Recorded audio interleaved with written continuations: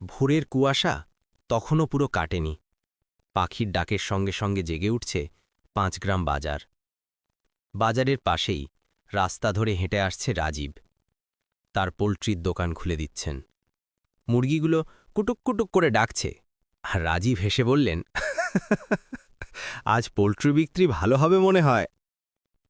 তার পাশে জমজমের মিষ্টির দোকান। ভেসে আসছে গরম জিলাপির গন্ধ। লোকজন ভিড় করছে। কেউ বলে, দুটো রসগোল্লা দেন চাচা।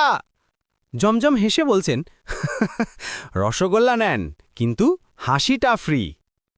বাজারের মোড়ে দুলাল চায়ের দোকান, যেখানে সবাই সকালে ১ কাপ চা না খেলে দিনই শুরু হয় না। চিনি কম, দুধ বেশি বলে কেউ চেঁচায়, আর দুলাল হাসতে হাসতে চা ঢালেন। ঠিক তার পাশেই চঞ্চল দাদার জেরক্সের দোকান। ছাত্ররা সারি বেঁধে দাঁড়িয়ে, কেউ ফর্মের কপি করছে, কেউ মোবাইলে চার্জ দিচ্ছে। দাদা, ১ মিনিটে প্রিন্ট চাই। এই যে ৫ টাকায় হাওয়ার গতিতে। আর রোহনের মোবাইলের দোকানে বাজছে গান। এই বাজারে প্রেমের বার্তা।